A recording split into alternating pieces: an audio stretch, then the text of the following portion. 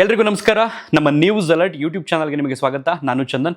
ಬಹುಶಃ ಮುಂದೊಂದು ದಿನ ನಾವು ಅಥವಾ ನೀವು ನಿಮ್ಮ ಫ್ರೆಂಡ್ಸ್ಗಳ ಜೊತೆ ಅಥವಾ ನಾನು ನನ್ನ ಫ್ರೆಂಡ್ಸ್ಗಳ ಜೊತೆ ಹಿಂಗೆ ಸುತ್ತ ಕೂತ್ಕೊಂಡು ಮಾತಾಡ್ತಾ ಇರೋಂಥ ಸಂದರ್ಭದಲ್ಲಿ ಮಗ 4 ಒಳ್ಳೆ ದೆವ್ವದ ಸಿನಿಮಾಗಳು ಹೇಳೋ, ಒಂದು ಹಾರರ್ ಜಾನರಲ್ಲಿ ಒಂದು ಒಳ್ಳೆ 4 ಸಿನಿಮಾಗಳ ಹೆಸರು ಹೇಳೋ ಅಂತಂದರೆ ಬಹುಶಃ ಈ ಒಂದು ಸಿನಿಮಾದ ಹೆಸರು ಆ ಸಂದರ್ಭದಲ್ಲಿ ಬರಬಹುದು ಅಂತ ನನಗೆ ಅನ್ನಿಸ್ತಾ ಇದೆ. ಅಂಡ್ ಆ ಸಿನಿಮಾನೇ ತರುಣ್ ಶಿವಪ್ಪ ಅವರು ನಿರ್ಮಾಣದ, ಕರ್ವ ನವನೀತ್ ಅವರು ನಿರ್ದೇಶನದ, ಶರಣ್ ಅವರು ಮುಖ್ಯ ಭೂಮಿಕೆಯಲ್ಲಿ ಅಭಿನಯಿಸಿರ್ತಕ್ಕಂಥ ಚೂ ಮಂಥರ್. ಅಫ್ಕೋರ್ಸ್ ಟೈಟ್ಲಲ್ಲೇ ಒಂದು ಮಜಾ ಇದೆ. ಮಜಾ ಏನು ಅಂತಂದರೆ, ನಾವು ಈ ಮಾಟ ಮಂತ್ರ ಅಥವಾ ದೆವ್ವ ಬಿಡಿಸುವಂಥದ್ದು ಅಥವಾ ಮ್ಯಾಜಿಕ್ ಮಾಡುವಂಥ ಸಂದರ್ಭಗಳಲ್ಲಿ ಎಲ್ಲೋ ಒಂದು ಕಡೆ ಮಂತ್ರವನ್ನು ನಾವು ಹುಡ್ದಾಗಿಂದ ಇಲ್ಲಿವರೆಗೂ ಚೂ ಮಂಥರ್ ಅನ್ನೋಂಥದ್ದು ಕೇಳ್ಬಿಟ್ಟಿರ್ತೀವಿ. ಸೊ ಸಹಜವಾಗಿ ದೆವ್ವದ ಸಿನಿಮಾಗಳು, ಹಾರರ್ ಜನರಲ್ ಸಿನಿಮಾಗಳು ಅಂತಂದರೆ ಟೈಟ್ಲು ಅಷ್ಟೇ ಟ್ವಿಸ್ಟ್ ಆಗಿರಬೇಕು, ಕೇಳೋದಕ್ಕೆ ಜನಗಳು ಕೂಡ ಎಲ್ಲೋ ಒಂದು ಕಡೆ ಕೇಳಿದಿಲ್ಲ ಅಂತ ಅನ್ನಿಸ್ಬೇಕು. ಸೊ ಚೂ ಮಂಥರ್ ಹೇಗಿದೆ ಸಿನಿಮಾ? ಇವತ್ತು ರಾಜ್ಯದಾದ್ಯಂತ ಬಿಡುಗಡೆ ಆಗಿದೆ ಸಿನಿಮಾಗೆ ಸಂಬಂಧಪಟ್ಟಾಗೆ ಕಂಪ್ಲೀಟ್ ಆಗಿ ನಾನು ನಿಮಗೆ ರಿವ್ಯೂ ಕೊಡ್ತೀನಿ. ಅದಕ್ಕೂ ಮೊದಲು ಯಾರಾದರೂ ಹೊಸಬ್ರು ನಮ್ಮ ಚಾನಲ್ಗೆ ಮೊದಲ ಬಾರಿಗೆ ಭೇಟಿ ಕೊಟ್ಟು ಈ ವಿಡಿಯೋವನ್ನು ನೋಡ್ತಾ ಇದ್ದರೆ ಸಬ್ಸ್ಕ್ರೈಬ್ ಮಾಡ್ಕೊಳ್ಳಿ, ಪಕ್ಕದಲ್ಲಿರುವಂಥ ಬೆಲ್ ಐಕನನ್ನು ಕ್ಲಿಕ್ ಮಾಡಿ. ಸಹಜವಾಗಿ ಎಲ್ಲ ರಿವ್ಯೂಗಳಲ್ಲೂ ಕೂಡ ನಾನು ಒನ್ಲೈನ್ ಸ್ಟೋರಿಯನ್ನು ಹೇಳ್ತೀನಿ, ಯಾಕೆಂದರೆ ಸಿನಿಮಾ ಇಂಟ್ರೆಸ್ಟ್ ಬರಬೇಕು ಜನಗಳಿಗೆ ಏನಿದೆ ಅನ್ನೋದು. ಸೊ ಅದೇ ರೀತಿ ಈ ಸಿನಿಮಾದ ಒನ್ಲೈನ್ ಸ್ಟೋರಿಯನ್ನು ಹೇಳ್ತೀನಿ. ಯಾವ ಕಾರಣಕ್ಕೂ ಸ್ಪಾಯ್ಲರ್ ಅಂತ ಅನ್ಕೊಂಬಿಡಿ. ನಿಮ್ಗೆ ಏನಾದರೂ ಕತೆ ಬಿಟ್ಕೊಟ್ಬಿಡ್ತಾವನಲ್ಲ ಸ್ಪಾಯ್ಲರ್ ಅಂತ ಅನ್ಸಿದ್ರೆ ಒಂದ್ಸಲ ಹೋಗ್ಬಿಟ್ಟು ಚೂ ಮಂಥರ್ ಟ್ರೈಲರ್ ಅಂತ ಸರ್ಚ್ ಕೊಡಿ. ಅದರಲ್ಲಿ ಏನಿದೆ ಅದನ್ನಷ್ಟೇ ಮತ್ತೆ ನಾನು ನಿಮ್ಗೆ ಎಕ್ಸ್ಪ್ಲೈನ್ ಮಾಡ್ತಾ ಇರ್ತೀನಿ. ಸಿನಿಮಾ ಕತೆ ಬೇರೆನೇ ಇದೆ. ಸೊ ಒಬ್ಬ ದೊಡ್ಡ ಬಿಸ್ನೆಸ್ ಮ್ಯಾನು, ತುಂಬ ಕೋಟ್ಯಾಧೀಶ್ವರ ಆಗಿರ್ತಾನೆ, ಬಟ್ ಎಲ್ಲವನ್ನು ಕಳ್ಕೊಂಡ್ಬಿಟ್ಟಿರ್ತಾನೆ. ಅವನಿಗೊಬ್ಬ ಮಗ, ಒಬ್ಬಳು ಹೆಂಡ್ತಿ, ಒಬ್ಬಳು ಸೊಸೆ, ಒಬ್ಬಳು ಮೊಮ್ಮಗಳು. ಸೊ ಆತನಿಗೆ ಅಂತ್ಯವಾಗುವಂತಹ ಸಮಯ ಬಂದ್ಬಿಡುತ್ತೆ. ಆ ಸಂದರ್ಭದಲ್ಲಿ ಫ್ಯಾಮಿಲಿ ಎಲ್ಲ ಕರೆಸ್ಕೊಂಡು, ನಿಮಗೆ ಅಂತ ನಾನೇನು ಉಳಿಸಿಲ್ಲ, ನಿಮಗೆ ಅಂತ ನಾನೇನಾದ್ರು ಉಳಿಸಿದ್ರೆ ನಿಮ್ಮ ಅಮ್ಮನ ಹೆಸರಲ್ಲಿ ಬರ್ದಿರೋ ಒಂದೇ ಒಂದು ಭಾರತ ದೇಶದಲ್ಲಿರುವಂಥ ಒಂದು ದೊಡ್ಡ ಬಿಲ್ಡಿಂಗು, ನೀವೆಲ್ಲ ಹೋಗಿ ಅಲ್ಲಿ ಜೀವನ ಮಾಡಿಬಿಡಿ, ವಾಸ ಮಾಡಿ ಅಂತ ಹೇಳಿ ಆ ಯಪ್ಪ ಸತ್ತೋಗ್ಬಿಟ್ಟು ಮಣ್ಣಾಗ್ಬಿಟ್ಟು ಇವ್ರನ್ನೆಲ್ಲ ಕಳಿಸ್ಬಿಡ್ತಾರೆ. ಸೊ ಇವರೆಲ್ಲ ಇಂಡಿಯಾಗೆ ಬರ್ತಾರೆ. ಬಂದಂತಹ ಆ ಪ್ರದೇಶ ಯಾವುದು, ಆ ಬಿಲ್ಡಿಂಗ್ ಯಾವುದು, ಆ ಬಿಲ್ಡಿಂಗಲ್ಲಿ ಇವರು ಏನೇನೆಲ್ಲ ಫೇಸ್ ಮಾಡ್ತಾರೆ, ಇದೇ ಈ ಸಿನಿಮಾದ ಒನ್ಲೈನ್ ಸ್ಟೋರಿ. ನಿಜಕ್ಕೂ ಇಷ್ಟನ ಸ್ಟೋರಿ? No, never.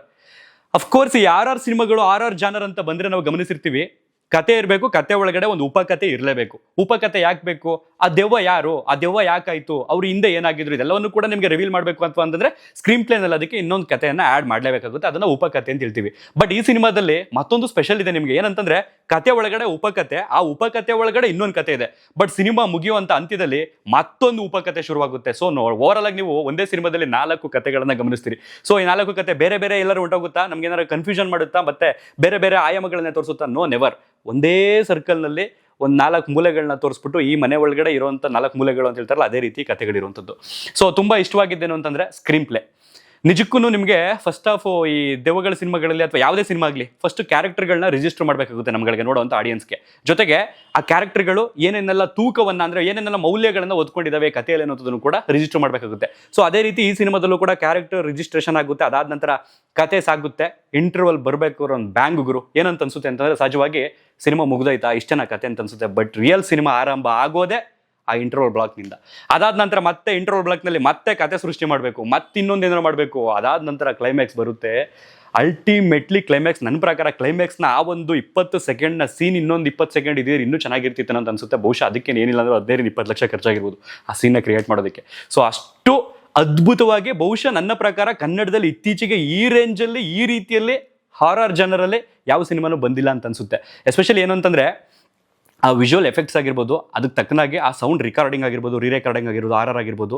ಜೊತೆಗೆ ಎಲ್ಲೋ ಒಂದು ಕಡೆ ನಿಮಗೆ ಯಾವುದೋ ಒಂದು ಹಾಲಿವುಡ್ ಜಾನರ್ನಲ್ಲಿ ಅಥವಾ ಯಾವುದೋ ಒಂದು ಇಂಗ್ಲೀಷ್ ಮೂವಿ ನೋಡ್ತಾ ಇರ್ಬೋದು ಅನ್ನೋ ಒಂದು ಫೀಲನ್ನು ನಿಮಗೆ ಕಟ್ಕೊಡ್ತಾರೆ. ಅಷ್ಟು ಅದ್ಭುತವಾಗಿ ಸೆಟ್ ಹಾಕಿರುವಂಥದ್ದಾಗಿರ್ಬೋದು, ಆರ್ಟ್ ಡೈರೆಕ್ಟರ್ಗಳಾಗಿರ್ಬೋದು, ಅಥವಾ ಬ್ಯಾಕ್ಗ್ರೌಂಡ್ ಸ್ಕೋರ್ ಕೊಟ್ಟಿರುವಂಥವ್ರಾಗಿರ್ಬೋದು, ಅಥವಾ ಡೈರೆಕ್ಷನ್ ಟೀಮ್ ಆಗಿರ್ಬೋದು.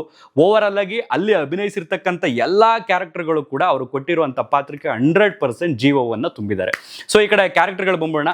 ಸೊ ಇಲ್ಲಿ ಶರಣ್ ಅವರ ಕ್ಯಾರೆಕ್ಟರ್ ಬಂದು, ನಾನು ಯಾವ ಕ್ಯಾರೆಕ್ಟರ್ನು ಜಾಸ್ತಿ ರಿವೀಲ್ ಮಾಡಲ್ಲ. ನಿಮ್ಮನ್ನು ಅವರು ಮೊದಲೇ ಹಾಸ್ಯ ನಟ ಆಗಿರೋದ್ರಿಂದ ನಿಮ್ಮನ್ನು ಎಷ್ಟು ನಗಿಸ್ಬೇಕು ಅಷ್ಟು ನಗಿಸ್ತಾರೆ, ಎಷ್ಟು ಸೀರಿಯಸ್ ಆಗಿರ್ಬೇಕು ಅಷ್ಟು ಸೀರಿಯಸ್ ಆಗಿರ್ತಾರೆ. ಸೀಟ್ ತುದಿಗೆ ಕೂರಿಸುವಂತಹ ಕೆಲಸವನ್ನು ಕೂಡ ಮಾಡ್ತಾರೆ. ಇನ್ನು ಮೇಘನ್ ಅವ್ರ ಪಾತ್ರ ಫಸ್ಟ್ ಆಫ್ ಆಲ್ ಅಂತೂ ತಿಂದು ಬಿಸಾಕ್ಬಿಟ್ಟಿದ್ದಾರೆ ಅಂತ ಹೇಳಿದ್ರೆ ತಪ್ಪಾಗಲ್ಲ. ಇನ್ನು ಅಲ್ಲೆಲ್ಲ ಗಮನಿಸ್ತಾರೆ ಆದಿತ್ಯ ಅವ್ರು ಯಾಕೆ ಬೇಕಿತ್ತು ಮತ್ತಿಲ್ಲ ಅಂತ ಅನಿಸ್ತಾ ಇರುತ್ತೆ. ಬಟ್ ಸೆಕೆಂಡ್ ಹಾಫ್ ಅಲ್ಲಿ ಆದಿತ್ಯ ಅವ್ರ ಕ್ಯಾರೆಕ್ಟರ್ ಅಂತೂ ನಿಜಕ್ಕೂ ಅವರಿಬ್ಬರು ಕೂಡ, ಮೇಘನ್ ಅವ್ರು ಆಗ್ಬೋದು, ಆದಿತ್ಯ ಅವ್ರು ಆಗ್ಬಾರ್ದು, ಒಬ್ರಿಗೊಬ್ರು ಕಾಂಪಿಟೇಷನಲ್ಲಿ ಆ್ಯಕ್ಟ್ ಮಾಡಿದ್ದಾರೆ ಅಂತಂದ್ರೆ ತಪ್ಪಾಗಲ್ಲ. ಸೊ ಇಲ್ಲೊಂದು ಕ್ಯಾರೆಕ್ಟರ್ಗಳನ್ನು ಸೃಷ್ಟಿ ಮಾಡಲೇಬೇಕಾಗಿತ್ತು. ಹಾಗೇನೆ ರಜನಿ ಭಾರದ್ವಾಜನ್ ಅವರಂತವರು ಅವ್ರಿಗೆ ಕೊಟ್ಟಿರುವಂಥ ಕ್ಯಾರೆಕ್ಟರ್ನ ತುಂಬ ಅಚ್ಚುಕಟ್ಟಾಗಿ ಮಾಡಿದ್ದಾರೆ. ಆ ಮುಖದಲ್ಲಿ ಆಟಿಟ್ಯೂಡ್ ಆಗಿರ್ಬೋದು, ಆ ಪಾತ್ರಕ್ಕೆ ಎಷ್ಟು ಜೀವ ತುಂಬೋದು ಅಷ್ಟು ಜೀವವನ್ನು ತುಂಬಿದ್ದಾರೆ. ಸೊ ಇನ್ನು ಎಷ್ಟು ಪಾತ್ರಗಳಿದ್ದಾವೆ ಅಂತ ನೀನು ಚಿಕ್ಕಣ ಚಿಕ್ಕಣ್ಣ ಇದ್ದಾರೆ ಅಂತ ನಿಮಗೆ ಕಾಮಿಡಿ ಇರಲೇಬೇಕು. ಸಿನಿಮಾದಲ್ಲಿ ಹೆಚ್ಚು ಕಡಿಮೆ ಚಿಕ್ಕಣ್ಣ ಅವರ ಪ್ರತಿಯೊಂದು ಡೈಲಾಗ್ಗಳು ನೀವು ನೆಗ್ತೀರಿ. ಏನಿಲ್ಲ ಅಂತಂದ್ರೆ ಒಂದು 100ಕ್ಕೆ ಒಂದು 30% ಕಾಮಿಡಿ ಇದೆ, ಒಂದು 70% ಆರರ್ ಎಲಿಮೆಂಟ್ಸ್ನಲ್ಲಿ ಸೀರಿಯಸ್ನೆಸ್ ಇದೆ, ಅದರಲ್ಲೂ ಕಾಮಿಡಿ ಇದೆ. ಸೊ ಮಧ್ಯ ನಿಮ್ಗಳಿಗೆಲ್ಲೂ ಕೂಡ ಬೆಚ್ಚಿ ಬೀಳುವಂತಹ ಸೀನ್ಗಳಿದೆ. ಆ ಎವಲ್ಯೂಷನ್ ಆಗಿರ್ಬೋದು, ಪ್ರತಿಯೊಂದು ಎಲಿಮೆಂಟ್ಸಲ್ಲೂ ಕೂಡ ಗಾಬರಿ ಆಗ್ತೀರಿ ಅಂತ ಹೇಳ್ತೀನಿ. ಆ್ಯಂಡ್ ನನ್ನ ಸಜೆಷನ್ ಏನು ಅಂತಂದರೆ, ಈ ಪ್ರೆಗ್ನೆಂಟ್ ಲೇಡೀಸ್ ಅವರು ಇರ್ತಾರಲ್ಲ, ಸ್ವಲ್ಪ ಹುಷಾರಾಗಿ ಹೋಗಿ ನೋಡಿ. ನಾನಂತೂ ಸಲಹೆ ಕೊಡಲ್ಲ ನೀವು ನೋಡಲೇಬೇಕು ಅಂತ, ಬಟ್ ಹುಷಾರಾಗಿ ನೋಡಿ, ಅಪ್ಪಿ ಹೋದ್ರಿ ಅಂತ ಹೇಳ್ತೀನಿ. ಯಾಕೆಂತಂದರೆ ಒಂದೊಂದು ಸೀನ್ ಕೂಡ ನಿಮಗೆ ರಪ್ ಅಂತ ಬೆಚ್ಚುವಂತಹ ಪರಿಸ್ಥಿತಿಯನ್ನು ನಿರ್ಮಾಣ ಮಾಡ್ಬೋದು ಅಂತ ಅನಿಸ್ತಿದೆ. ಸೊ ಇನ್ನು ನವನೀತ್ ಅವ್ರ ಬಗ್ಗೆ ಹೇಳ್ಬೇಕಾ, ಕರ್ವಾ ಸಿನಿಮಾ ಮೂಲಕ ಒಂದು ಹಾರರ್ ಜಾನರ್ನಲ್ಲಿ ಒಳ್ಳೆ ಡೈರೆಕ್ಟರ್ ಗುರು ಅಂತ ಅನ್ನಿಸ್ಕೊಂಡಂಥವ್ರು. ಸೊ ಇದು ಅವರ ಹಾರರ್ ಜಾನರ್ನಲ್ಲಿ 2ನೇ ಸಿನಿಮಾ. ಸೊ ಇಂಟರ್ವಲ್ ಬ್ಲಾಕ್ ಮುಗಿಯುವಂತೂ ಈ ಕಡೆ ಸಿನಿಮಾ ಕ್ಲೈಮ್ಯಾಕ್ಸ್ ಬರುವಂಥ ಅಂತಿಮ ಘಟ್ಟದಲ್ಲಿ ಒಬ್ಬರು ಲೆಜೆಂಡನ್ನು ನೀವು ನೆನಪು ಮಾಡ್ಕೊಳ್ಳುವಂಥ ಒಂದು ಪ್ರಯತ್ನವನ್ನು ಮಾಡಿದ್ದಾರೆ. ಜೊತೆಗೆ ಆ ಕತೆ ಇನ್ನೆಲ್ಲೋ ಒಂದು ದೊಡ್ಡ ಕತೆಗೋ ಕನೆಕ್ಟ್ ಆಗುತ್ತೆ ಅನ್ನುವಂಥ ಸಂದರ್ಭದಲ್ಲಿ ಆ ಕತೆ ಇನ್ನೂ ಮುಗ್ದೇ ಇಲ್ವಲ್ಲ ಗುರು, ಇನ್ನೂ ಇಲ್ಲಿ ಮುಗಿಸ್ಕೊಂಡು ಹೋಗ್ಬೇಕಲ್ಲ ಗುರು ಅನ್ನೋಂಥ ಟ್ವಿಸ್ಟ್ಗಳ ಮೇಲೆ ಟ್ವಿಸ್ಟ್ ಕೊಟ್ಟಿದ್ದಾರೆ. ಸೊ ಓವರಾಲ್ ಆಗಿ ಹೇಳಬೇಕು ಅಂತಂದರೆ, ನನ್ನ ಪ್ರಕಾರ ನೀವು ಕೊಡೋವಂಥ ಕಾಸ್ಗೆ ಈ ಸಂಕ್ರಾಂತಿ ಸೀಸನಲ್ಲಿ ಜನವರಿ ತಿಂಗಳಲ್ಲಿ ಒಂದೊಳ್ಳೆ ಹಾರರ್ ಸಿನಿಮಾ ಅಂತ ನಾನು ವಿಶ್ವಾಸವನ್ನು ವ್ಯಕ್ತಪಡಿಸ್ತೀನಿ. ಒಂದಷ್ಟು ಲಾಜಿಕ್ಗಳು ಮಿಸ್ ಆಗಿದ್ದಾವೆ. ಈ ದೆವ್ವಗಳ ಸಿನಿಮಾ ಅಂತ ಬಂದಾಗ ಒಂದಷ್ಟು ಲಾಜಿಕ್ಗಳನ್ನ ಮಿಸ್ ಮಾಡಬೇಕಾಗುತ್ತೆ. ರಿಯಲ್ ಆಗಿ ಹಿಂಗೆ ತೋರಿಸ್ತೀವಿ ಅಂತ ಅನ್ನೋಕ್ಕಾಗಲ್ಲ, ಯಾಕೆಂದರೆ ಯಾರೋ ದೆವ್ವವನ್ನು ನೋಡಿಲ್ವಲ್ಲ. ಸೊ ಅಲ್ಲಲ್ಲಿ ಲಾಜಿಕ್ಗಳು 1-2 ಸೀನು ನನಗನ್ನಿಸ್ತಂಗೆ ಮಿಸ್ ಆಯಿತು ಅಂತ ಅನಿಸುತ್ತೆ. ಅದೆಲ್ಲೂ ಕೂಡ ನೆಗೆಟಿವ್ ಅಂತ ಅನ್ಕೊಳ್ಳೋಕ್ಕಾಗಲ್ಲ. ಫಸ್ಟ್ ಹಾಫ್ ಪೂರ್ತಿ ನಿಮ್ಗೆ ಹೆಂಗೆ ಹೋಗುತ್ತೆ ಅಂತ ಗೊತ್ತಾಗಲ್ಲ, ಯಾಕೆಂತಂದರೆ ಅಷ್ಟು ಅಚ್ಚುಕಟ್ಟಾಗಿ ಹೊಂಟೋಗುತ್ತೆ 1 ಅವರ್. ಅದಾದ ನಂತರ ಸೆಕೆಂಡ್ ಹಾಫ್ ಒಂಚೂರು ಲಿಟ್ಲು ಬೋರ್ ಅಂತ ಅನ್ಸುತ್ತೆ ಅಥವಾ ಲ್ಯಾಗ್ ಅಂತ ಅನ್ಸುತ್ತೆ, ಕನ್ಫ್ಯೂಷನ್ ಆಗುತ್ತೆ. ರೀಸನ್ ಏನು ಅಂತಂದ್ರೆ, ಮತ್ತೆ ಸಿನಿಮಾ ಆರಂಭ ಆಗುತ್ತಲ್ಲ, ಮತ್ತೆ ಕ್ಯಾರೆಕ್ಟರ್ಗಳನ್ನ ಡಿಸೈನ್ ಮಾಡಿ ಮತ್ತೆ ಕ್ಯಾರೆಕ್ಟರ್ಗಳನ್ನ ರಿಜಿಸ್ಟರ್ ಮಾಡಬೇಕಲ್ಲ, ಅಲ್ಲೆಲ್ಲ ಒಂದು ಕಡೆ ಒಂಚೂರು ಬೋರ್ ಅನ್ಸ್ಬೋದು. ಅದನ್ನು ಬಿಟ್ಟರೆ ಓವರಾಲ್ ಆಗಿ ಇತ್ತೀಚೆಗೆ ಯಾವ ಸಿನಿಮಾನೂ ಬಂದಿಲ್ಲ ಹಾರರಲ್ಲಿ. ನನ್ನ ಪ್ರಕಾರ ವರ್ಷಕ್ಕೆ ಒಂದು 300-400 ಸಿನಿಮಾ ಬರ್ಬೋದು ಎಲ್ಲ ಜಾನರಲ್ಲಿ. ಆದರೆ ಆರ್ ಜಾನರಲ್ಲಿ ಎಲ್ಲ ಭಾಷೆಗಳನ್ನ ಲೆಕ್ಕ ಹಾಕೊಂಡ್ರೆ ಒಂದು 5-10 ಸಿನಿಮಾ ಬರ್ಬೋದು. ಅದರಲ್ಲೂ ಕನ್ನಡದಲ್ಲಿ ನನ್ನ ಪ್ರಕಾರ ಅಪ್ಪಿತಪ್ಪಿ ಜನ ಈ ಸಿನಿಮಾವನ್ನು ಗೆಲ್ಲಿಸಲಿಲ್ಲ ಅಂತಾರೆ ಇಂಥ ಸಿನಿಮಾ ಯಾವತ್ತೂ ಬರಲ್ಲ ಅಂತ ನನಗಂತ ಅನಿಸುತ್ತೆ. ಓವರಾಲ್ ಆಗಿ ನೀವು ಈ ಸಿನಿಮಾವನ್ನು ನೋಡ್ಬೋದು ಅಂತ ವಿಶ್ವಾಸವನ್ನು ವ್ಯಕ್ತಪಡಿಸ್ತಾ ಇದ್ದೀನಿ. ನೀವು ಕೊಡೋವಂಥ ಕಾಸ್ಗೆ ಖಂಡಿತವಾಗಿಯೂ ನಿಮಗೆ ಮನೋರಂಜನೆ ಸಿಗುತ್ತೆ. ಈ ಕಡೆ ಆರ್ಟ್ ಡೈರೆಕ್ಟರ್ ವಿಚಾರಕ್ಕೆ ಬಂದರೆ, ಮೋಹನ್ ಬಿ ಕೆರೆ ಅವರು, ಶಿವಕುಮಾರ್ ಅವರು ತುಂಬ ಅಚ್ಚುಕಟ್ಟಾಗಿ ಮಾಡಿದ್ದಾರೆ. ಎಲ್ಲೋ ಒಂದು ಕಡೆ ಕೆಲವೊಂದು ಕಡೆ VFX ಮಾತ್ರ ಗೊತ್ತಾಗ್ಬಿಡುತ್ತೆ ಗ್ರೀನ್ ಮ್ಯಾಟ್ ಅಂತ ಅನಿಸುತ್ತೆ. ಕೆಲವೊಂದು ಕಡೆ ಇನ್ನು ಕೆಲವೊಂದು ಕ್ಯಾರೆಕ್ಟರ್ಗಳೆಲ್ಲ ಅನ್ವಾಂಟೆಡ್ ಅಂತ ಅನಿಸ್ತು. ಕೆಲವೊಂದು ಕ್ಯಾರೆಕ್ಟರ್ಗಳು ಯಾವುದು ಶೂಟಿಂಗ್ ಮಾಡೋಕೆ ಬರ್ತಾವ್ರೆ ಅನ್ನೋಂಥದ್ದು ಅದೇನು ಬೇಕಾಗಿಲ್ಲ ಅಂತ ಅನಿಸುತ್ತೆ. ಬಟ್ ಅದು ಬೇಕಿತ್ತು, ಯಾಕೆ ಅಂತಂದರೆ ಅಲ್ಲೊಂದು ಟ್ವಿಸ್ಟ್ ಕೊಡ್ತಾರಲ್ಲ, ಸೊ ಅದಕ್ಕೆ ಸಿಂಕ್ ಆಗುತ್ತೆ.